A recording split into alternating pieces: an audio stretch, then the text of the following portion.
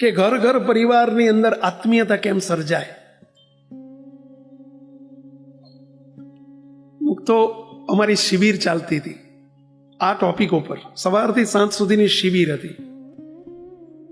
બપોરનો સમય થયો, બપોરે 12 વાગ્યા.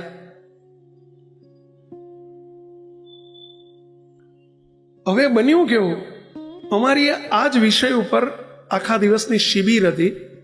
બપોરે 12, 12:30 વાગે વચ્ચે 2 કલાકનો હોલ્ટ હતો, એટલે રિસેસ હતી જમવાની. 12, 12:30 વાગે જેવી અમારી સભાપતિ એક આપણા અમદાવાદમાં રાણીપ વિસ્તારમાં રહેતા એક હરિભક્ત મારી પાસે આવ્યા. આવીને એમણે કહ્યું કે સ્વામી 1-2 મિનિટ બાજુમાં આવો ને. મને બાજુમાં લઈ ગયા. સ્વામી એક વાત કહેવી છે. આજે આપણે આટલી બધી આપે વાત કરી સ્વામી, સવારના 8:30 વાગ્યાથી 12:30 વાગ્યા સુધી. સ્વામી તમે પ્રસન્નતાની, રાજીપાની, ભગવાન રાજી કેમ થાય અને આત્મીયતાની વાતો કરી. સ્વામી મારે એક પ્રશ્ન પૂછવો છે. મેં કીધું બોલો. સ્વામી મારે ને મારા મોટા ભાઈ વચ્ચે બહુ કટુતા પેસી ગયેલી છે. સ્વામી અમે 2 જ ભાઈઓ છીએ. સ્વામી અમદાવાદમાં કાલુપુર વિસ્તારમાં મામુ નાયકની પોળમાં, અમદાવાદમાં પોળો ઘણી, અને એ પોળમાં અમારું બાપ દાદાના વખતનું એક મકાન કે જ્યાં અમે નાનપણથી જન્મે અમારો ત્યાં થયેલો, મોટા પણ અમે ત્યાં થયેલા. સ્વયં મારા બા બાપુજી તો ધામમાં જતા રહ્યા છે, પરંતુ એ મકાનનો ઝઘડો અમારા 2 ભાઈ વચ્ચે ચાલ્યો. હવે મકાનની કિંમત આ વર્ષ 20 વર્ષથી અમારો ઝઘડો ચાલે છે. સ્વામી હું રાણીપમાં રહું, મેં બંગલો બનેલો એટલે મોટા ભાઈ ત્યાં રહેતા હતા. એ કે હું તને ભાગ ના આપું મકાનમાંથી. હું ત્યારે બંગલો છે, તું બંગલામાં રહે છે, હું ભાગ ના આપું. મેં કહ્યું કે હું ભાગ લીધા વગર રહું નહીં. તે બંગલામાંથી ભાગ, અમારો એ મકાન, પોળનું મકાન, એમાં ભાગ માટે થઈને સ્વામી મેં મારા મોટા ભાઈ ઉપર કેસ કર્યો છે કોર્ટમાં 20 વર્ષથી. સ્વામી 20 વર્ષથી લડીએ છીએ સ્વામી, હજુ નિકાલ કંઈ આવ્યો નથી. આજે તમારી વાત સાંભળીને મને એક બહુ જ દુઃખ થઈ રહ્યું છે કે મેં આ શું કરી નાખ્યું. મેં કીધું મકાનની કિંમત કેટલી હતી 20 વર્ષ પહેલા? તો કે સ્વામી 4-5 લાખની. અત્યારે કેટલી કિંમત છે? તો કે સ્વામી 40-50 લાખની કિંમત કહેવાય અત્યારે. મેં કીધું વકીલોની પાછળ તમે રૂપિયા કેટલા ખર્ચ્યા? તો કે સ્વામી મારે 4-5 લાખ ખર્ચાઈ ગયા છે, ભાઈને એટલા ખર્ચાણા હશે. હવે 4-5 લાખના મકાનના 2 ભાગ પાડે તો ભાગમાં કેટલા આવે? પહેલા 2-2.5 લાખ એટલું જ આવે ને પહેલા. હવે એના માટે વકીલના પૈસા કેટલા ખર્ચ્યા? 4-5 લાખ. આ ડાયાની નિશાની છે કે મૂર્ખની નિશાની છે? એટલે આ ભલા માણસ કંઈક તો વિચાર. પણ કે સ્વામી હવે વટ ઉપર વાત જતી રહી છે. સ્વામી મને અંદર થાય ખારું આપણે વકીલના પૈસા ખોટા ખર્ચીએ મરવા દો. મેં કીધું હવે શું કરવું છે કહો. સ્વામી આજે તમારી વાત સાંભળીને મને બહુ જ અંતરમાં રિયલાઇઝ થાય છે. સ્વામી આપ કહો એમ કરો. મેં કીધું કરશો. શું લઈ જવાનું છે આ દુનિયામાંથી? મકાન તમારી જોડે આવવાનું છે. શું કરવા? શાના માટે અશાંતિ અને ઉદ્વેગ? એક ભાઈને એકબીજાને બોલવા વ્યવહાર નથી. શું કરવા આવું બધું? શાના માટે? ભગવાન રાજી થાય એમ કરો ને. મને કે બોલો સ્વામી આપ કહો એમ કરવાનું છે મારે. મેં કે જો અત્યારે બપોરે 2-3 કલાકની રિસેસ છે, 12:30 વાગ્યા છે, 3:30 આપણે ભેગા થવાનું છે. તમારે જમવાની વ્યવસ્થા નીચે છે, પણ હું તમને કહું છું તમારા ઘરવાળા આવ્યા છે કે સ્વામી અમે બંને શિબિર એટેન્ડ કરી છે, તમે બંને જાઓ. અમારી આજ્ઞા માનવી હોય તો મોટા ભાઈને ઘેર જાઓ, અને મોટા ભાઈને ઘેર જઈને પગમાં પડી જાઓ, માફી માગી લો, જતું કરી દો. સામે ચાલીને જાઓ કે કહો કે મારે જમવા, તમે તમારા ઘેર જમવા આવ્યા છે. કહી દો કે હું કેસ ખેંચી લઉં છું, મારી ભૂલ થઈ ગઈ છે, કેસ પાછો ખેંચી લઉં છું. મોટા ભાઈને હાથ જોડીને ક્ષમા માગી લો, માફી માગી લો. આટલી અમારી આજ્ઞા છે. જો ભગવાનને રાજી કરવા હોય, અમને રાજી કરવા હોય, મહારાજ બહુ રાજી થશે, અમે બહુ રાજી થશું, આપણા ગુરુજી બાપજી અતિ રાજી થશે. એ કે સ્વામી મારે રાજી જ કરવા છે.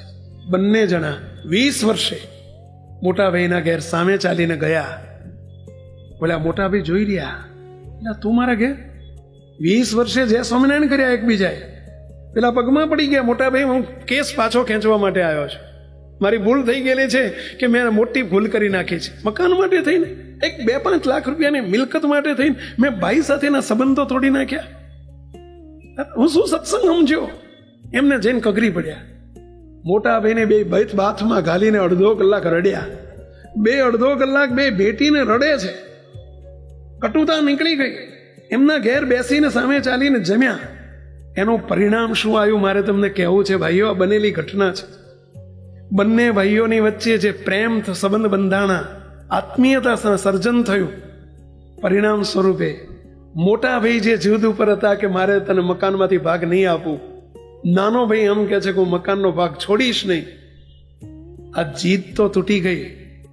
મોટા ભાઈએ કહી દીધું, મેં મકાન વેચવા મૂક્યું છે, જે પૈસા આવે બધા તારા, મારે 1 રૂપિયો નથી લેવો.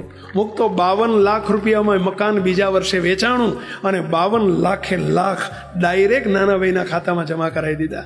મારે 1 રૂપિયો નથી જોતો, બસ મારે તો પ્રેમ જોઈએ છે, અરસપરસ સંપ જોઈએ છે. મુકતો હજુ જો કેસ ચાલુ રાખ્યો હોત તો હજુ અબોલા હોત અને કોર્ટના વકીલોના પૈસા ભરતા હોત. મુકતો આજે બંનેને જ્યારે હું મંદિરમાં એક સાથે એક સોફા ઉપર બેન બેઠેલા જોઉં, મુકતો અમારી ગજગજ છાતી ફૂલે. અમને આનંદ થાય, ભગવાનને કેટલો આનંદ થતો હશે.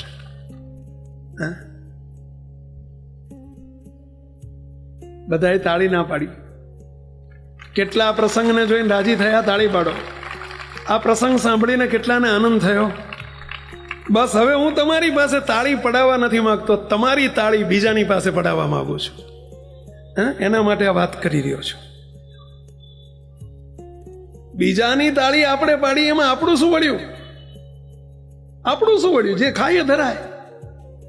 બીજા જમ્યા એમાં આપણા પેટમાં ઓછું ટાઢું થાય.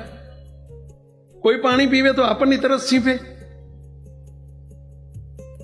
જો આ ગમ્યું હોય તો આપણે પણ, હું તમને વિનંતી કરું છું અહીં બેઠેલા ને, જો 3 દિવસની કથાનું ફળ જોઈતું હોય તો અમુક તો જતું કરતા શીખજો, ભૂલી જતા શીખજો, લેટ ગો કરતા શીખજો. ક્યાં કરોડોની સંપત્તિ લઈને આપણે જોડે લઈને જવાનું છે? શાના માટે વિક્ષેપ? શાના માટે ઝઘડા? શાના માટે આપણે અંદર કંકાસ? શાના માટે ઉદ્વેગ ને અશાંતિ? હાથે કરીને આપણે અશાંતિઓનો ઉદ્વેગ ઊભું કરીએ છીએ. તમે પણ કોઈક આવા કેસમાં કે આવા કોઈક ઉલઝનમાં હોય, મુક્તોને અંદર આંટીઓ પડી ગઈ હોય, વિનંતી કરું છું, છોડજો. આંટીઓ છોડી નાખજો. જો સુખી થવું હોય ને ભગવાનને રાજી કરવા હોય તો. ત્રીજો મુદ્દો, મુક્તો ઘણી વખત આપણને પૂર્વાગ્રહ થઈ ગયો હોય છે. પૂર્વાગ્રહ, એ પૂર્વાગ્રહની ગાંઠો છોડતા શીખો તો સંપરે છે. એ ભાઈ, તમારા ખિસ્સામાં રૂમાલ છે? ઊભા થાવ છો, આમ ઊંચો કરો જોઈએ. આમ મારી આગળ સામે નહીં, આ બધાની સામે. કેટલું વજન હશે? 500 ગ્રામ હશે. આનું રૂમાલનું વજન કેટલું હશે ભાઈઓ? 100-200 ગ્રામ કે વધુ હોય? ચલો એની 2-4 ગાંઠો ફટાફટ વાળી દો જોઈએ. ફટાફટ હો, વાળો બરાબર. હા, કઈ વજન લાગે છે? આ રૂમાલમાં ગાંઠો 2-4 વાળી કઈ વજન વધી ગયું હોય? આમ વજન લાગે હો. મુક્તો અંદર દેખાડો મૂક્યો છે એટલે વજન વધ્યું છે. અંદર એમણે કઈ કાંકરો મૂક્યો છે, દેખાડો મૂક્યો એટલે વજન વધ્યું? ના, ગાંઠોનું વજન છે. એમ આપણે બધા વજનમાં રહીએ છીએ, ભારમાં રહીએ છીએ, ઉદ્વેગમાં રહીએ છીએ ને, કેટલી ગાંઠો વાળીને બેઠા છીએ એટલે રહીએ છીએ ભાઈઓ. હવે ગાંઠો છોડી નાખો જોઈએ. જોજો હાવ હલકો ફૂલ જેવો થઈ જશે. હા, બસ હું તમને વિનંતી કરું છું, ગાંઠો છોડી નાખો, હલકા ફૂલ જેવા થઈ જવાશે ભાઈ. હા હા, જો ગાંઠો છોડતા વાર લાગશે પણ છોડવી જ છે તો છૂટી જશે. જો હજુ છોડ્યા કરે છે. ગાંઠ વાળતા વાર નથી લાગતી, છોડતા વાર લાગે છે.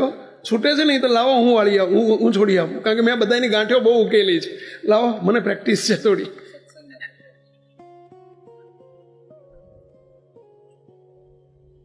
જો એમની ગાંઠેલી વાળેલી ગાંઠ એમનાથી છૂટતી નથી જલ્દી, પણ હિંમતથી છોડો. હા, છૂટી ગઈ. છોડવા માંડો. જો એક છૂટી બીજી છૂટી, એમ વજન ઘટતું જાય છે. જેમ જેમ ગાંઠ છૂટે ને એમ વજન ઘટતું જાય છે. શાબાશ. હવે કેટલું હાવ હલકું ફૂલ જેવું થઈ ગયું. હે થવું છે આવા હલકા ફૂલ જેવા આપણે? એટલે હા કે ના તો બોલો. તો આટલું જ કરવાનું છે, આટલું જ કરવાનું છે. બેસી જાઓ. છોડી શકીએ આપણે? પૂર્વાગ્રહની ગાંઠો વળી ગઈ હોય છે. પૂર્વાગ્રહ એટલે સમજાવેલા, આ આવો જ છે, આ તો આવો જ છે, મારા પપ્પા આવા જ છે, મારી મમ્મી આવી જ છે, મારો ભાઈ આવો જ છે. આ કેટલા બધા માટે ગાંઠો વાળી દીધી હોય છે આપણે. અને એ ગાંઠો આપણને ઉદ્વેગને અશાંતિ કરાવે છે. એ ગાંઠો જ આપણને મુક્તો ભારમાં રાખે છે. શાના માટે? એટલે છોડી નાખો ને. આટલી જ વાર લાગે, છોડી નાખો ને.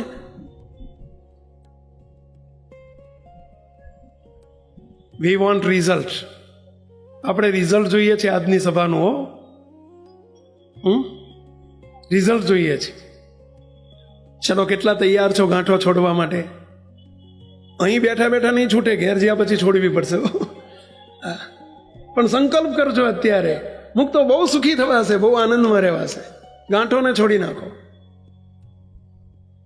આ બધા દેહાભિમાનના કારણો છો. ગાંઠો વળી જાય છે ને, એ દેહાભિમાનનું કારણ છે. પૂર્વાગ્રહ વળી ગયો, આપણને પૂર્વાગ્રહ બંધાઈ ગયો હોય. અમે કાયમ કહીએ છીએ, બોલો, અબજોના ખર્ચે, કરોડોના ખર્ચે ઉપગ્રહ છોડવા સહેલા છે, પરંતુ મફતમાં છોડવાનો પૂર્વાગ્રહ આપણે છોડી શકતા નથી. મફતમાં પૂર્વાગ્રહ છૂટે છો એ છોડી શકતા નથી. કરોડોના ખર્ચે ઉપગ્રહ છૂટે છે આજે આકાશમાં, અને આ મફત છૂટે છે, છોડી શકતા નથી. છોડી તો જોજો, કેટલા હળવા થઈ જવાય છે. જરા છોડજો તો ખરા.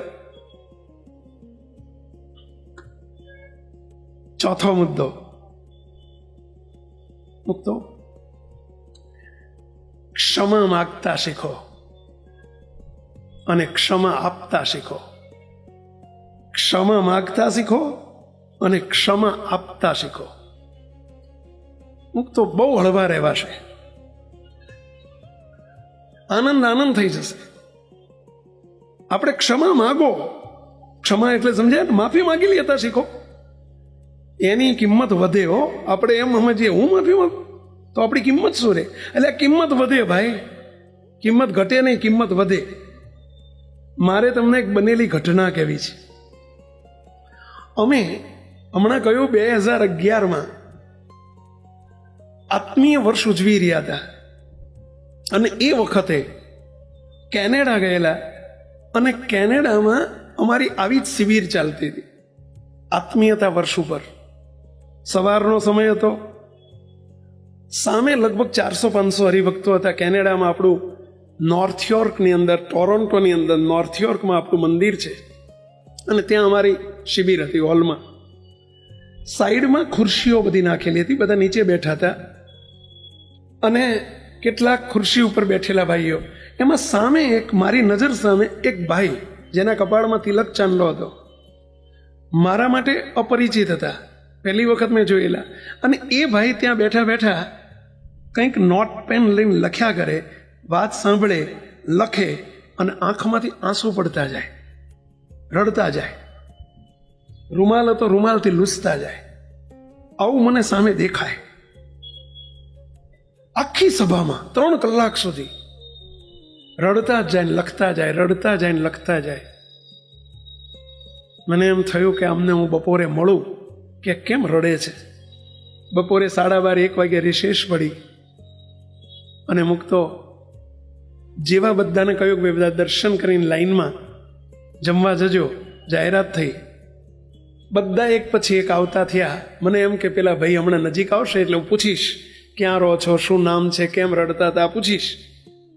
પણ જેવી લાઈન શરૂ થઈ દર્શનમાં, અને પેલા ભાઈ ઉઠી અને નીકળી ગયા, બહાર જતા રહ્યા.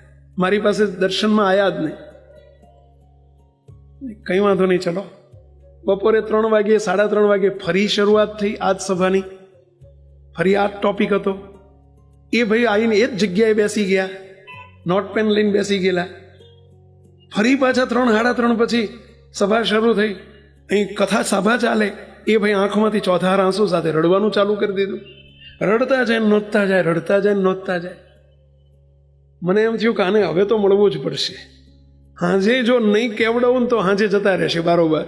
એટલે મેં એક નાનકડી ચિઠ્ઠીમાં લખી એક છોકરાને કહ્યું કે અહીંયા ચિઠ્ઠીમાં લખ્યું કે સાંજે મને સભા પતે પછી મળીને જજો. આવું મેં લખીને મોકલી દીધી. જા પેલા ચશ્માવાળા ભાઈને આપી આવ્યો. એટલે પેલો જઈને આપી આવ્યો. એમણે ચિઠ્ઠી વાંચી, એમણે મને ઈશારો કર્યો, ભલે આમ કર્યું એટલે હું સમજી ગયો કે આપણે મેસેજ પહોંચી ગયા. સાંજે 6:30 સભાપતિ બધા આવ્યા, છેલ્લે રહ્યા. મને કે સ્વામી આપે ચિઠ્ઠી ન મોકલી હોત તોય હું તમને મળવા આવવાનો જ હતો. મેં જોયું સવારમાં 3 કલાક રડતા હતા, સાંજે રડતા હતા. મને કે સ્વામી હું કેમ રડતો હતો એ જ પ્રશ્ન તમારે પૂછવું છે ને? મેં કીધા એ પૂછવો છે ને આપનું નામઠામ પૂછવું છે. સાંભળજો, બનેલી ઘટના છે. મને કે સ્વામી અંદર રૂમમાં આવશો? અને એવા ચોધાર આંસુ એ રડે. મને કે સ્વામી મારો હઠીલો સ્વભાવ, મારો માની સ્વભાવ, મારો અહંકારી સ્વભાવ, સ્વામી અમે આનંદના વતની છીએ. મારા ફાધર મને નાનપણમાં અમે 2 ભાઈઓ છીએ. સ્વામી અમે બંને ભાઈઓ, મારા કરતાં મારા મોટા ભાઈ 10 વર્ષે 12 વર્ષે મોટા છે. સ્વામી વચ્ચે 2 બહેનો છે. અમે બધા જ આણંદના નિવાસી, પણ મારા સૌથી 3 બહેનો છે. સૌથી મોટા બેન છે, એમને ફાઇલ કરેલી અમારી, અને અમે બધા અમેરિકા પહોંચી ગયા. અમારો આખો પરિવાર, અમને ગ્રીન કાર્ડ મળ્યું, અમે અમેરિકા પહોંચ્યા. સ્વામી હું સૌથી નાનો, મારી 2 બહેનો મોટી, એમનાથી મોટો ને એક મોટા બેન સૌથી મોટા, જેની ફાઇલ ઉપર અમે અમેરિકા પહોંચેલા. સ્વામી મારી ઉંમર એ વખતે 15 વર્ષની હતી. હું ભણતો હતો, કોલેજમાં ભણતો હતો અમેરિકા આવીને. સ્વામી મારો અહંકારી, દેહાભિમાની, અભિમાની સ્વભાવ, મારા મોટા ભાઈએ મને એક દિવસ જરા ટકોર કરી. હું ભણતો નહોતો, વાંચતો નહોતો, રખડતો હતો, નોકરી નહોતો કરતો, એટલે મને જરા ટકોર કરી, વઢ્યા. સ્વામી મેં હવળું લેવાના બદલે અવળું લીધું, અને સ્વામી હું ઘર છોડીને ચિઠ્ઠી મૂકીને નીકળી ગયો. હું કોઈના તાબામાં રહેવા માંગતો નથી, મારે તમારી જરૂર નથી. આજથી હું આ ઘર છોડીને મા બાપને બધાને છોડીને હું નીકળી જાઉં છું. મારે તમારી કોઈની જરૂર નથી. વટમાં સ્વામી હું નીકળી ગયો. સ્વામી વાંકમાં વાતમાં કશું નહોતું, પણ મારો અહંકારી સ્વભાવ, હું નીકળી ગયો. સ્વામી આજે એ વાતને 15 વર્ષ થયા. સ્વામી હું આખો મારો પરિવાર અમેરિકામાં રહે છે. હું અમેરિકાથી કેનેડા જતો રહ્યો. સ્વામી કેનેડા આવીને હું અહીંયા વસ્યો. મેં લગ્ન કરી લીધા. મારા ઘેર પણ આજે 1-2 બાળકો છે. સ્વામી 15 વર્ષથી મેં મારા મોટા ભાઈ ક્યાં રહે છે સંભાળ નથી લીધી. મારી મધર મારી ચિંતામાં એક્સપાયર્ડ થઈ ગયા, ધામમાં ગયા. એ મને વાયા સમાચાર મળ્યા. મારી બહેનોને મારે બધાને મેં સંબંધ તોડી નાખ્યા. સ્વામી વાતમાં કશું નહોતું, મારો અહંકાર કામ કરતો હતો. સ્વામી આજે સવારે તમે જ્યારે વાત શરૂ કરીને, સ્વામી બધી વાત મારી ઉપર આવતી હતી. સ્વામી તમારી એક વાત મારી ઉપર સીધી ટચ કરતી હતી, મારી ઉપર આવતી હતી. સ્વામી મને એમ થતું હતું કે આ બધું મારી ઉપર થાય છે, આ મેં જ આવી ભૂલો કરેલી છે, હું જ અહંકારનું પૂતળું છું. સ્વામી એટલે હું હવારમાં જે દુઃખી થતો હતો, રડતો હતો ને, એ મારા દોષ દેખીને, મારા સ્વભાવ દેખીને, મારી ભૂલ દેખીને હું એનાથી દુઃખી થતો હતો ને રડતો હતો કે મેં એક નાની વાતનું વતીસર કરી નાખ્યું. અને હું આટલામાં અહંકારમાં મેં ઘર છોડી દીધું, મેં મારું કુટુંબ છોડી દીધું, પરિવાર છોડી દીધો. સ્વામી એની દુઃખમાં હું રડતો હતો. સ્વામી નોંધતો જતો હતો એક મુદ્દા કે જે મને ટચ કરતા હતા, મારી ઉપર આવતા હતા, સીધો પ્રહાર થતો હતો મારી ઉપર. સ્વામી હું તમારી જોડે દર્શન કરવા એટલે નહોતો આવ્યો સવારે કે સ્વામી મારે એનું પ્રાયશ્ચિત કરવું હતું. સ્વામી હું બપોરે સીધો જ પાર્કિંગમાં ગયો, ગાડીમાં બેસી અને મેં વાયા મારા બેનનો મેં ફોન નંબર લીધો. મારી જોડે મારા બેનના ફોન નંબર નહોતા. મેં મારા બેનનો, મોટા બેનનો ફોન નંબર લીધો. મેં 15 વર્ષે મોટા બેનને આજે જય સ્વામિનારાયણ કર્યા. મારી બેન રાજીના રેડ થઈ ગયા. સ્વામી મારે 15 મિનિટ, અડધો કલાક એમની સાથે વાત ચાલી. સામે મારા બેન રડે, અહીંયા હું રડું. સ્વામી મેં બીજા બેનને ફોન કર્યો, એ મને ફોન સાંભળીને રાજી થઈ ગયા.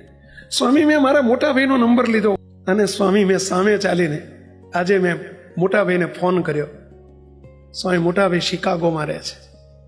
મને આજે ખબર પડી કે મોટા ભાઈ અત્યારે શિકાગોમાં સેટલ થયા છે. સ્વામી મેં ફોન ઉપર કહ્યું કે હું તમારો નાનો અણસમજો ભાઈ બોલું છું. મોટા ભાઈ હું ક્ષમા માગવા માટે ફોન કર્યો છે. આટલું કહ્યું ને ત્યાં મોટા ભાઈ ધ્રુસકે ને ધ્રુસકે રડે. અહીં હું ધ્રુસકે ને ધ્રુસકે રડું. સ્વામી સામે અમે 1.5 કલાક રડ્યા છીએ. અને સ્વામી મેં માફી માગી લીધી. મોટા ભાઈને અમારી વચ્ચે આજે નજીક થઈ ગયા અમે બે. સ્વામી અમે બે ખૂબ નજીક થઈ ગયા. અમારો આખો પરિવાર એક થઈ ગયો આજે. સ્વામી બપોર પછી હું રડતો હતો ને સ્વામી 3 કલાક મારા ફોનમાં ગયા છે. હું સવારનો જમ્યો નથી, મને ભૂખ લાગી નથી. સ્વામી મને પેટમાં ભૂખ છે એનું દુઃખ નથી, પરંતુ આજે અમે બધા પરિવાર નજીક થઈ ગયો, એક થઈ ગયો ને એનો આનંદ છે.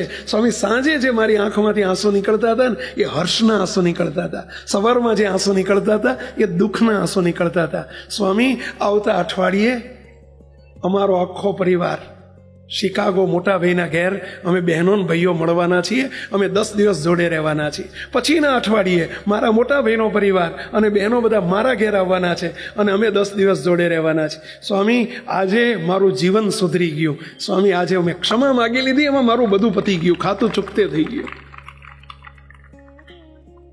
મુક્તો આ બનેલી ઘટના કેટલાને ગમી?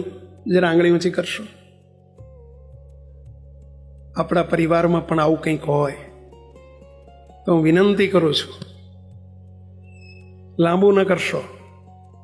આવતીકાલનો દિવસ પસંદ કરજો અને આવા વચ્ચે પડી ગયેલી આંટીઓને છોડી નાખજો. એ આજની સભાની સફળતા છે. ભગવાન રાજી થશે, સુખી થઈ જઈશું, આનંદ થઈ જશે. શું લઈ જવાનું છે સંસારમાં એકબીજાને? શું પોટલા બાંધી જવાના છે? શાના માટે? હું તમને પ્રશ્ન પૂછું, નાના ભાઈએ માફી માગી, એનું પરિણામ શું આવ્યું? ચલો, ઉતરી ગયો એ બધાના મગજમાંથી માણસ ઉતરી ગયો કે એની કિંમત વધી? કિંમત વધી કે કિંમત ઘટી? કેટલા કહો છો કિંમત વધી? આ નાના ભાઈની કિંમત વધી એવું કેટલા માનો છો? ચલો ઘટી એવું કેટલા માનો છો? નોબડી. તો કિંમત વધશે આપણી. નાના થવામાં મજા છે. નાના થાવ, માફી માગો, અને મોટા ભાઈએ જેમ માફી આપી દીધી એમ માફી આપતા શીખો. માફી માગતા શીખો અને માફી આપતા શીખો. તો શું લઈ જવાનું છે? શાના માટે? અહીં બેઠેલા પરિવારોમાં પણ કંઈક આવી સમસ્યાઓ હોય પરિવારની અંદર, પ્લીઝ મુક્તો 2 હાથ જોડીને વિનંતી કરું છું, અમારી વિનંતીનો સ્વીકાર કરજો. અમને કોઈ સ્વાર્થ નથી, પરંતુ આજે જ્યારે ભગવાનના દરબારમાં આપણે ભગવાનની સભામાં બેઠા છીએ તો એનું પરિણામ, એનું રિઝલ્ટ મળવું જોઈએ, આપણને એનું ફળ મળવું જોઈએ. મુક્તો આજે મને એનો આનંદ થાય છે. આજે મને એ વાતનો આનંદ છે. બધા એક થાળીમાં બેસીને જમે એવા સંબંધો સર્જાયા છે. મુક્તો આ સત્સંગનું પરિણામ છે. આ સત્સંગનું પરિણામ છે. આપણા કુસંપના 12 વગાડવા છે. આપણા ઘરમાં પરિવારમાં કુસંપ હોય ને એના 12 વાગે ત્યારે ખરું. આપણો ગોલ એ છે, એના 12 વગાડવા છે.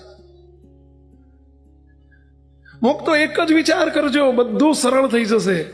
આપણા ઘરમાંથી ભગવાન ચાલ્યા જશે તો આ વિચાર કરશો ને તો આ બધું સરળ થઈ જશે. જો ભગવાનનું મૂલ્ય સમજાણું હશે આપણને તો. છઠ્ઠો, 5મો કે 6ઠ્ઠો ઉપાય મુક્તો, શું કરવું જોઈએ? શાંતિ અને સંપ માટે શું કરવું જોઈએ? મુક્તો માફી આપવી કે માફી માગવી એના કરતા પણ ભૂલી જવું, બધું આગળ પાછળનું ભૂલી જવું, ધેટ ઇઝ મોર ઇમ્પોર્ટન્ટ. ભૂલી જતા શીખો. Forget is more important than forgive. ક્ષમા આપવી એના કરતા ફર્ગેટ, ભૂલી જવું એ અધિક મહત્વનું છે. કારણ કે આજે ક્ષમા આપીને પણ પેલું અંદર જો યાદ હશે ને પાછું, તો કાલ ફરીથી ઊભું થશે. ફરીથી પાછું ચીકણું થશે ક્યાંક. નહીં, ભૂલી જતા શીખો. સાવ અંદરથી ભૂલી જાઓ.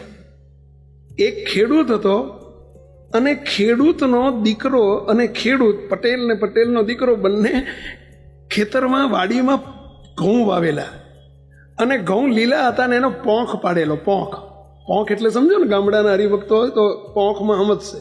લીલા ઘઉં હોય ને એને પેલું શેકે ને પેલું પેલા એનો પોંખ પાડે.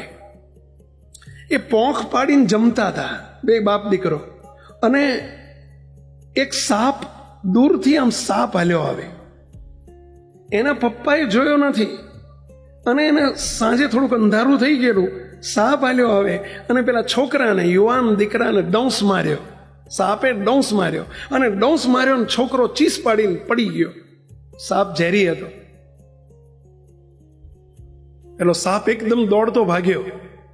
એના પિતાએ જોયું કે આ સાપ કરડ્યો છે મારા દીકરાને. એને દાહત ચડી, એના પિતાને દાહત ચડી. મારી નાખું, મારા છોકરાને કરડ્યો, સાપને મારી નાખું. એટલે બાજુમાં એક કોદાળી પડી હતી. કોદાળી લઈને પેલે સાપ દોડતો દોડતો જાય છે, અને એક દર આવ્યું, દરમાં પેસવા જાય છે. પેલો સાપ દરમાં પેસી ગયો, અને દરમાં જ્યાં પેસવા જાય છે ત્યાં પેલા છૂટી કોહાડી મારી પેલા ખેડૂતે, અને સાપની પૂંછડી પાછળ કપાઈ ગઈ. સાપ અંદર જતો રહ્યો પણ આટલી પૂંછડી કપાઈ ગઈ. પૂંછડી તરફડિયા મારવા માંડી.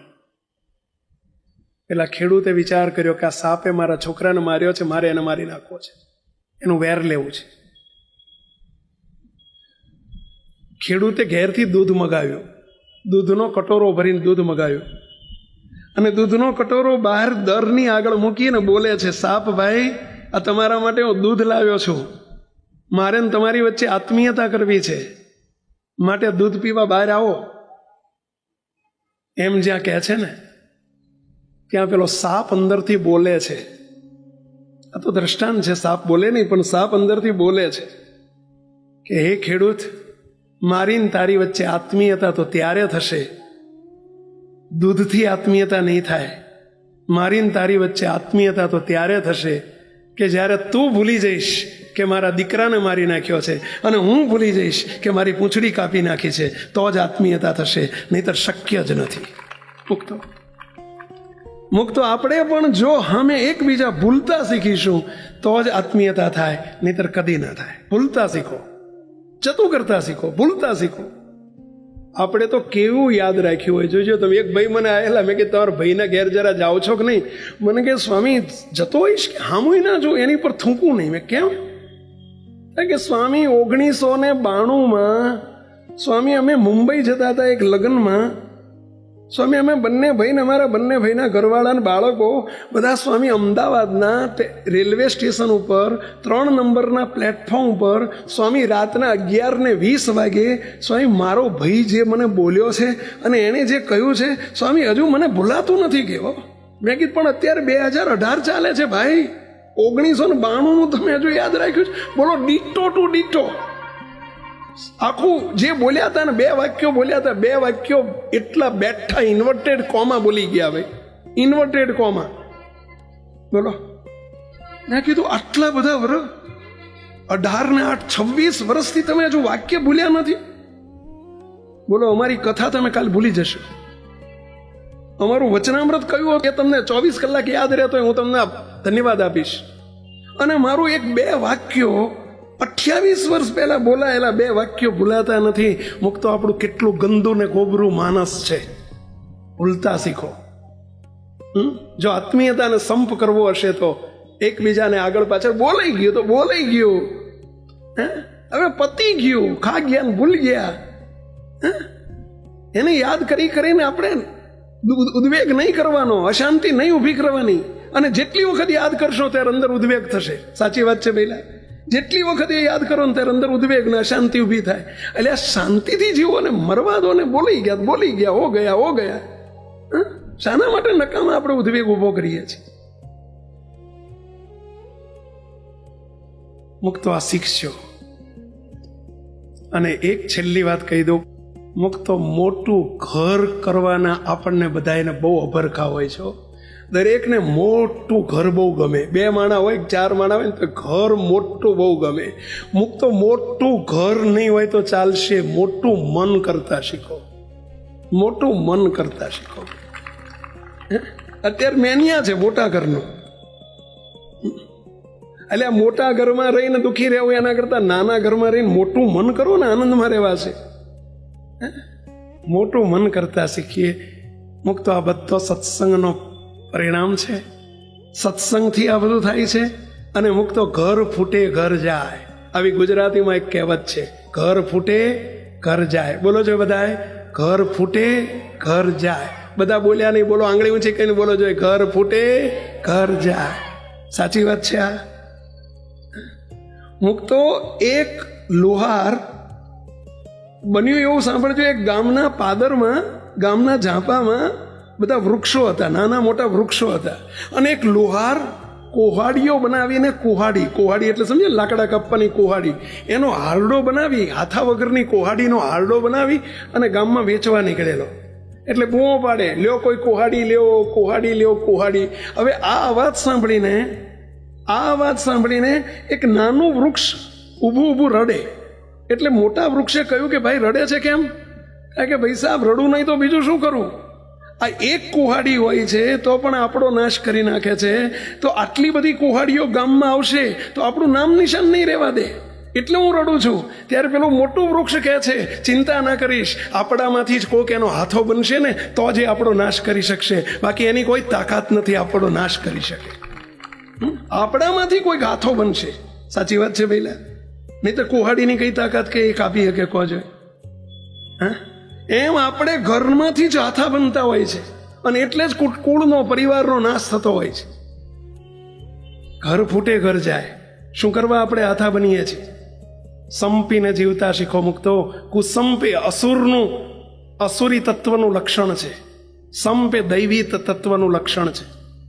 મુક્તો એક વખત ભગવાને કોન્ફરન્સ કરી, અસુરોની દેવોની કોન્ફરન્સ કરી. દેવોને અસુરોને બોલાયા જમવા, ડિનર પાર્ટી રાખેલી. સમજ્યા?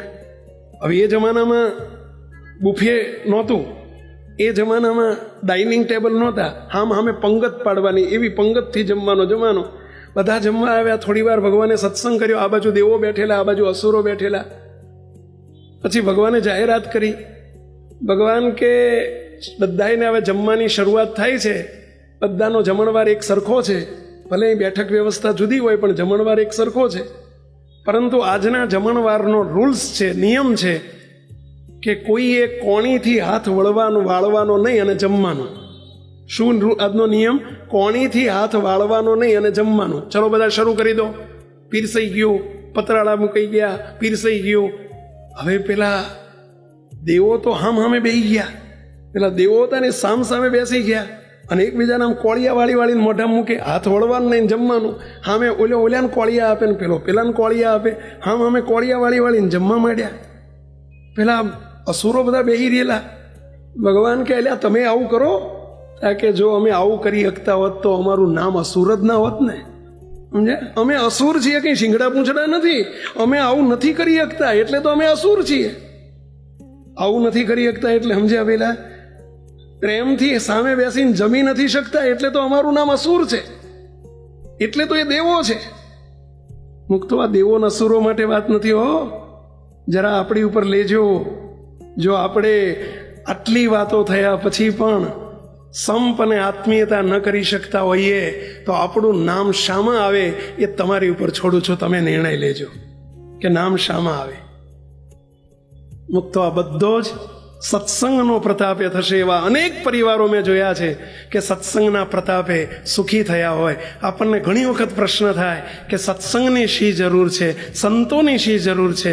મુક્તો આ જરૂર છે કે ભગવાનને સંતના પ્રતાપે એ જ્યારે આપણને માધ્યમ બની જાય ત્યારે આપણા કેટલા કામ સરળ થઈ જાય. મુક્તો ઘરમાં અને પરિવારમાં તમારા દીકરા ને દીકરીઓ, તમે ને તમારા પુત્ર ને પુત્ર વધુઓ મુક્તો તમારા કંટ્રોલમાં આજના જમાનામાં નહીં રહે. એક જ ઉપાય છે એની રક્ષાનો. આજના વેસ્ટર્ન કલ્ચરથી બચવાનો એક જ ઉપાય છે સત્સંગ, સત્સંગ, સત્સંગ. મુક્તો સંતોનો સમાગમ, સત્સંગ. મુક્તો સત્સંગનો પ્રતાપ કેવો છે, સત્સંગની જરૂર શું છે? મુક્તો આપણને ઘણી વખત એમ થાય કે ભાઈ સંતોની શું જરૂર છે, સત્સંગની શું જરૂર છે? આપણે ઘેર બેઠા ભગવાન ભજીએ. મુક્તો સત્સંગની શું જરૂર છે? એક બનેલી ઘટના છે. સત્સંગના પ્રતાપે જીવાત્માના મોક્ષનો માર્ગ તો ખુલ્લો થાય. મોટા પુરુષ મળે, આપણને સ્પર્શે, દર્શને, કલ્યાણના માર્ગ ખુલ્લો થાય. પરંતુ સમાજ વ્યવહારમાં પણ શું સત્સંગની જરૂર છે? 2000 આ વાત જે હું કરી રહ્યો છું 2003ની સાલમાં બનેલી ઘટના છે. આપણો એક અમદાવાદનો એક કિશોર, એક યુવાન, નાનપણથી એને અમારા સંતો સાથે બહુ હેત હતું. ગુરુજી સાથે પણ બહુ હેત, મારી સાથે પણ એને બહુ હેત. નાનો હતો ત્યારથી મંદિરમાં આવે, સેવા કરે, કચરો વાળી નાખે, પોતું કરી નાખે. ભણવામાં બહુ હોશિયાર હતો. 10મા ધોરણમાં એના 92-93% આવેલા. 12મામાં સાયન્સ લીધું. એન્જિનિયરિંગ કોલેજમાં એ દાખલ થયો. અમદાવાદમાં LD એન્જિનિયરિંગ કોલેજ છે, બહુ સારી કોલેજ કહેવાય. LD એન્જિનિયરિંગમાં એને એડમિશન મળ્યું.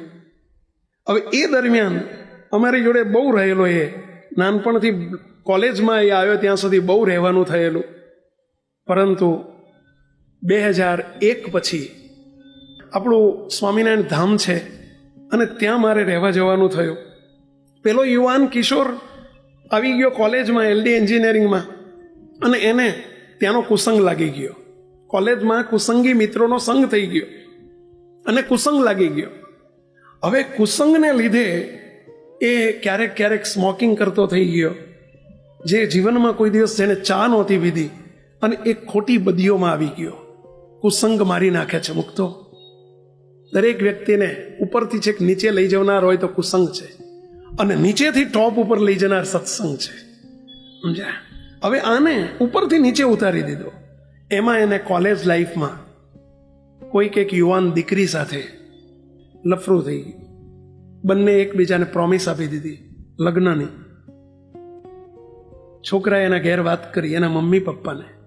એના મા બાપ બહુ ખાનદાન હતા, બહુ સુખી હતા. એકનો એક દીકરો હતો, સ્વામિનારાયણના ચુસ્ત સત્સંગી હતા. એણે ઘેર આવીને વાત કરી કે પપ્પા મારું ક્યાંય શોધશો નહીં. પપ્પા મમ્મીને કહી દીધું કે મેં મારું શોધી લીધેલું છે અને મેં પાત્ર નક્કી કરી નાખેલું છે. એના પપ્પા મમ્મીએ કહ્યું કે બેટા કંઈ વાંધો નહીં, પણ તું મને પાત્ર ઘરે લઈ આવ, દેખાડ અમને. એનો પરિવાર જોઈએ, કુટુંબ જોઈએ, તેલ જોઈએ, તેલની ધાર જોઈએ. આવું કહે છે ને તમારામાં આવું બોલે કે તેલ જોઈએ, તેલની ધાર જોઈએ.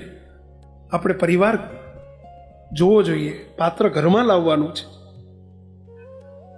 એમણે તપાસ કરી માતા પિતાએ. વાડજમાં એ વિસ્તારમાં રહે, સામેનું પાત્ર. આ ભાઈ આપણા વાસના મંદિરની સામે રહે. મુક્તો આખો પરિવાર, આ દીકરાનો કુટુંબ આખું નાનું કુટુંબ હતું. 2 મા બાપ, એક બેન હતી મોટી, એ સાસરે હતી, અને દીકરો ને મા બાપ 3 જ જણ ઘરમાં રહેતા હતા. બહુ સંસ્કારી પરિવાર હતો. સામે તપાસ કરતા માલુમ પડ્યું કે સામેનું પાત્ર સંપૂર્ણ કેરેક્ટરલેસ છે. કેરેક્ટરલેસ એટલે સમજ્યા? ચારિત્રહીન છે. આખો પરિવાર ચારિત્રહીન છે. એના મા બાપ ચારિત્રહીન છે, એનો બહેનો ચારિત્રહીન છે, એનો ભાઈ ચારિત્રહીન છે, બધા ડ્રિંકર છે. હવે આ સંસ્કારી પરિવારને એ પોસાય કઈ રીતે? એ પાત્ર ઘરમાં આવે તો પોસાય કઈ રીતે? મા બાપે સમજાયો, એની બેને સમજાયો, એના જીજાજીએ સમજાયો છોકરાને, છોકરો એકનો 2 ના થાય. બસ લાવીશ તો એ પાત્ર જ લાવીશ, મારા ઘરમાં અમે એ જ જોઈશે. હવે મા બાપ કઈ રીતે રજા આપે આ વાતની? એકનો એક છોકરો છે, લાખો કરોડોની ઘરમાં સંપત્તિ છે. છોકરાએ એટલું કહી દીધું, હું બધું છોડી શકીશ, મા બાપ છોડી શકીશ, ઘર છોડી શકીશ, સત્સંગ છોડી દઈશ, કરોડોની મિલકત છોડી દઈશ, પણ એ પાત્રને નહીં છોડું. અને આ શબ્દ સાંભળતા જ આ છોકરાની માને, એની મમ્મીને એટેક આવી ગયો. અમદાવાદની સ્ટર્લિંગ હોસ્પિટલમાં તાત્કાલિક દાખલ કર્યા. બચી ગયા. 3 મહિનાનો ખાટલો થયો, 2-4 લાખ રૂપિયાનો ખર્ચો થયો, પણ માં બચી ગઈ. ઘેર આવ્યા, ફરી પેલાએ પાછી વાત ઉપાડી, હું પાત્ર તો એ જ લાવીશ. સગા સંબંધી બધા સમજાવે, કોઈ સંજોગોમાં માને નહીં, સમજવા તૈયાર નહીં. બધું છોડી શકીશ, આ નહીં છોડી શકું. એના પપ્પા અંતે એણે વોર્નિંગ આપી દીધી છોકરાએ કે હું 1 અઠવાડિયાની વોર્નિંગ આપું છું. આવતા સોમવાર સુધી જો આ નહીં તમે હા પાડો રાજી થઈને, તો મંગળવારે અમે કોર્ટ મેરેજ કરી લઈશું, અને તમે ઘરમાં રહેવા દેશો તો રહીશું, નહીંતર અમે બંને ભાગી જઈશું. આવી વોર્નિંગ આપી દીધી. એના પપ્પા રડે, એની મા રડે, આખો પરિવાર રડે. એના પપ્પા ને એના જીજાજી બંને મારી પાસે આવ્યા. સ્વામિનારાયણ ધામ ગાંધીનગર. સાંજનો રાતનો સમય હતો, રાત્રે 8 વાગે આવ્યા. બિચારા બહુ રડ્યા કે સ્વામી આવી વાત, અમારી વ્યવહારિક વાતમાં તમને સંતોને ન પડાય, ન કહેવાય, પરંતુ સ્વામી હવે કોઈ ઉપાય નથી, કોઈ વિકલ્પ નથી. સ્વામી ભગવાનને આપ પ્રાર્થના કરો અને આપની સાથે નાનપણથી એ છોકરાને હેત છે અને આપનું જો માને તો એક પ્રયત્ન કરો. તો મને બહુ દુઃખ થયું કે આ છોકરો જે નાનપણથી અમારી સાથે એને અતિશય પ્રીતિ હતી, કોઈ દિવસે ભગવાનની આજ્ઞા વિરુદ્ધ કંઈ કરે નહીં, અને આ આટલી હદે પહોંચી ગયો કે હું સત્સંગ છોડી દઈશ, મા બાપને છોડી દઈશ. મેં એનો નંબર લીધો. 2-3 વર્ષથી મારો કોન્ટેક્ટ તૂટી ગયેલો એની સાથેનો. મેં એનો ફોન નંબર લીધો, કહ્યું કે તમે ઘેર જઈને નિરાંતે સૂઈ જાઓ, ભગવાનને આપણે વચ્ચે નાખીએ છીએ, એ ભગવાન આપ કરતા બનજો અને આપ ભેળા પડજો. મેં એને રાત્રે 9 વાગે ફોન કર્યો, નંબર લઈને. અવાજ મેં કહીશ ભાઈ જય સ્વામિનારાયણ. તરત એ અવાજ ઓળખી ગયો. મને કે સ્વામી બોલો છો? મેં કીધું હા ભાઈ. મને કે સ્વામી બોલો બોલો બોલો. આપનો ફોન મારી ઉપર આવ્યો. હું રાજી થઈ ગયો. સ્વામી બોલો શું કામ છે મારું, શું કામ છે? મેં કીધું પહેલાં આપણે થોડું મળવું છે. મને કે સ્વામી 2-4 દિવસ જવા દો ને, અઠવાડિયું જવા દો ને, પછી મળીએ આપણે શાંતિથી. મેં કીધું નહીં, આજે જ મળવું છે. મને કે સ્વામી પપ્પા આવ્યા હતા કંઈ જોડે? હા પપ્પા આવ્યા હતા ને. સ્વામી એટલે જ જોડું, અઠવાડિયું જવા દો ને. મેં કીધું નહીં, આજે મળવું. તને ટાઈમ ના હોય તો હું તારા ઘેર આવું. મને કે સ્વામી તમે મારા ઘેર આવો મને મળવા, એ મને શોભતું હશે? મેં કીધું તો તું આવી જા. રાત્રે 11 વાગે આવ્યો. મૂકતો આપ સૌને બનેલી ઘટના કહું છું. જે રૂમમાં સેવક બેસે છે એ રૂમમાં એણે પ્રવેશ કર્યો. હું રાહ જોઈને બેઠેલો. એણે આવીને સત્સંગમાં નાનપણથી મોટો થયેલો, સંસ્કાર તો અંદર પડેલા હતા જ. એણે આવીને સાષ્ટાંગ દંડવત કર્યા. આવીને મારી સામે આવીને બેઠો. હું એની આંખમાં આંખ મિલાવીને જોઈ રહ્યો. એ મારી સામે જોઈ રહ્યો. મારી આંખમાં આંસુ આવી ગયો.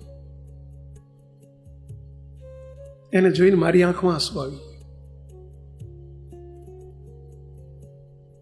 એક શબ્દ હું બોલ્યો નથી, પણ એને જે આંસુ જોયું ને, એકદમ ઊભો થઈ અને એકદમ ખોળામાં માથું મૂકીને ધ્રુસકે રડવા માંડ્યો. બોલતો જાય ને રડતો જાય, સ્વામી હું બધાની આંખમાં આંસુ જોઈ શકીશ, પણ આપની આંખમાં આંસુ હું નથી જોઈ શકતો.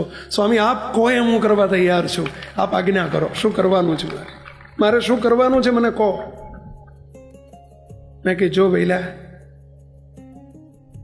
તો અમારો દીકરો છું, એ તારા મા બાપ છે, અમે પણ તારા આધ્યાત્મિક મા બાપ છીએ. એક મા બાપ તરીકે, એક માવતર તરીકે હું તને સલાહ આપું છું. અમારા મુખે ભગવાન બોલે છે એમ સમજજે. આ પાત્રને છોડી દે, નહીતર તને મરતાય નહીં આવડે તો દુઃખી થઈશ. આટલું જ મેં કહ્યું છે. એ મને કે મોઢા ઉપર એને હાથ મૂકી દીધો. મને કે સ્વામી હવે આગળ ન બોલશો. સ્વામી હું આપને દુઃખી નથી જોઈ શકતો. સ્વામી મને પાણી આપો, હું પ્રતિજ્ઞા લઉં છું કે આજથી એ પાત્રને મારા અંદરથી કાઢી નાખું છું. સ્વામી મારા મમ્મી પપ્પા કહે છે એમ જ હું કરીશ. મારા મમ્મી પપ્પા કહે એમ જ હું કરીશ. મેં કીધું અત્યારે જ ફોન જોડ તારા પપ્પાને, મારી હાજરીમાં કહી દે કે પપ્પા ઓપરેશન સફળ થઈ ગયું છે અને આપ કહેશો એમ જ હું કરીશ. એણે મારી હાજરીમાં રાત્રે 12 વાગે ફોન કર્યો. એના પપ્પા રાજીના રેડ થઈ ગયા, એની મમ્મી રાજીના રેડ થઈ ગયા. મુક્તો એણે પાત્ર અંદરથી કાઢી નાખ્યું. આજે અતિ સુખી છે, આખો પરિવાર સુખી છે અને મને એનો આનંદ છે કે પરિવાર બચી ગયો, બચી ગયો. ફાડા ફાંટિયા થઈ ગયા હોત, એ પરિવાર બચી ગયો. મુક્તો આપ સૌને પ્રશ્ન પૂછું છું, જો એ છોકરાને, જો એ યુવાનને, જો એ કિશોરને સંતો સાથે હેત ન હોત તો શું પરિણામ આવ્યું હોત? આપ સૌને વિનંતી કરું છું, તમારા દીકરા દીકરીઓને સત્સંગમાં મોકલજો, સંતોના સંગમાં રાખજો. તમે પણ આવજો, અને તમારે રાખવા હશે તો તમારે આવવું પડશે. નહીં તો તમને એ પૂછશે કે પપ્પા તમે જાઓ છો, તો મને કેવી રીતે કહો છો કે જા? તમે એને લઈને આવજો, સત્સંગ કરજો. સત્સંગનું ફળ સંતોની શી જરૂર છે? મુક્તો જ્યારે કોઈ આધાર નહીં હોય ત્યારે ભગવાનને સંતો કામમાં આવશે. મુક્તો એ વખતે કામમાં આવશે. મુક્તો આજે અહીં બધા બેઠા છો, તમને બધાને હું કહું છું ખુલ્લા દિલે, તમારી પાસે મારે બીજું કાંઈ જોતું નથી, કંઈ માગવું નથી, પરંતુ આજે અમારે કંઈક આપવું છે. મુક્તો તમને હું એક વચન આપું છું, પ્રોમિસ આપું છું. ભારતની આપણી સંસ્કૃતિ છે કે જ્યારે કોઈનો દેહ પડે, મૃત્યુ થાય, આપણો હિન્દુ ધર્મ એવું કહે છે કે સ્ત્રી વર્ગ બધો જ્યારે કોઈ મૃત્યુ થાય ને એને વળોટાવા જ્યારે સ્મશાન યાત્રા નીકળે ત્યારે મહિલાઓ પોતાની મા હોય કે બેન હોય કે દીકરી હોય કે મહિલા સભ્યો, કોઈ પણ સ્ત્રી સભ્યો હોય, એ સોસાયટીના નાકા સુધી કે ઘરના બાયણા સુધી જ આવી શકે. બરાબર છે? ત્યાંથી પાછા વળી જાય. સાચું છે આ બધું? અને પુરુષ વર્ગ ક્યાં સુધી જઈ શકે? પુરુષ વર્ગ ક્યાં સુધી જઈ શકે? સ્મશાન સુધી જઈ શકે. ત્યાંથી પછી પાછા લઈને પાછા આવે. મુક્તો જ્યાં તમને, જેની સાથે તમે સગા સંબંધીઓ માન્યા છે, એ તમને જ્યાં મૂકવા આવશે ત્યાં અમે તમને વચન આપીએ છીએ કે અમે સ્વામિનારાયણ ભગવાનને લઈ અને અમે તમને તેડવા આવશું, લેવા આવશું.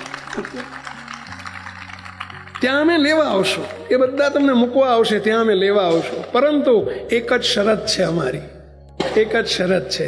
એન્જિન સાથે ડબ્બો જોડાયેલો રહે તો એન્જિન કલકત્તા જાય તો ડબ્બો કલકત્તા પહોંચી જાય, અને એન્જિન મુંબઈ જાય તો ડબ્બાને મુંબઈ પહોંચાડી દે. સાચી વાત છે? મુક્ત સંતો એન્જિનને ઠેકાણે છે, એની સાથે જોડાયેલા રહેજો તો આપણે એ જ્યાં પહોંચશે ત્યાં આપણને પહોંચાડશે.